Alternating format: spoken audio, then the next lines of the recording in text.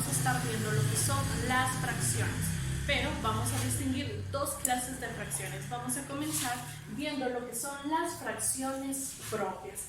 Cuando estamos hablando de fracciones propias, vamos a recordar cuáles son los elementos de una fracción. Primero tenemos acá el numerador.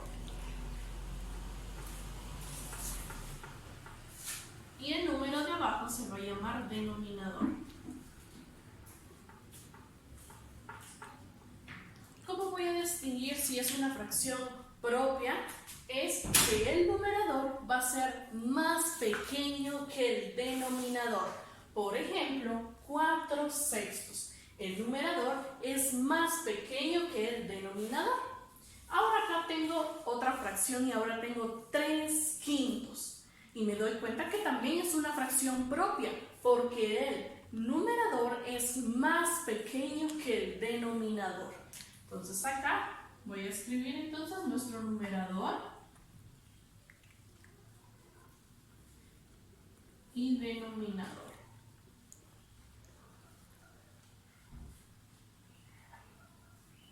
Entonces, una fracción propia va a ser aquella en donde el numerador va a ser más pequeño que el denominador. Ahora vamos a ver la segunda clase de fracción.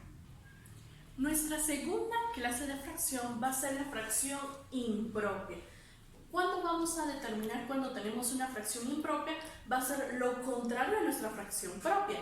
¿Cuál va a ser? Que nuestro numerador va a ser más grande que nuestro denominador. Acá tengo un numerador que es 16 con un denominador de 5.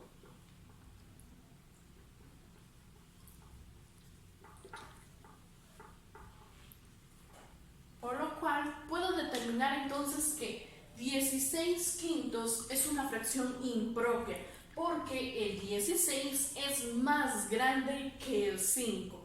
Y por la posición de cada una de las fracciones, pues entonces determino que es una fracción impropia.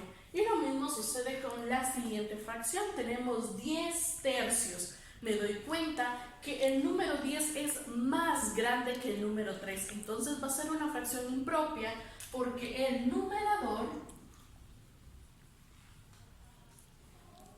es más grande que el denominador.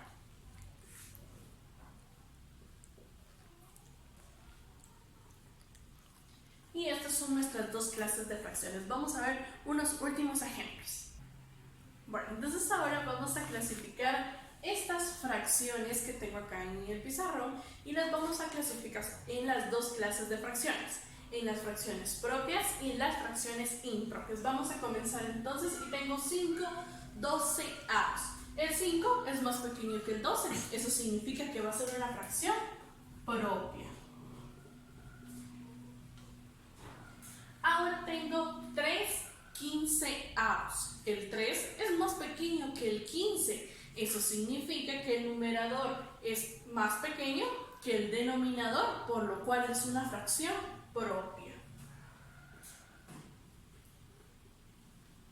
Veamos la siguiente. Tengo 17/18. Lo que significa que el 17 es más pequeño que el 18, por lo cual va a ser una fracción propia. Ahora tengo 19/6. Veo que el numerador, que es el 19, es más grande que mi denominador, que es el número 6, por lo cual va a ser una fracción impropia. Ahora tengo 13/3. Me doy cuenta que el numerador es más grande que el denominador, eso significa que va a ser una fracción impropia. Ahora tengo 25/5. El número 25, que es nuestro numerador, es más grande que el denominador, que es el número 5, por lo cual va a ser una fracción impropia.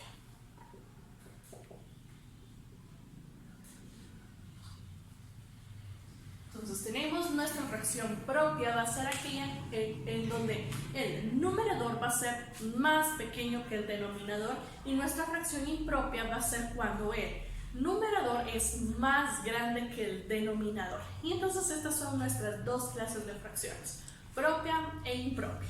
Muy bien.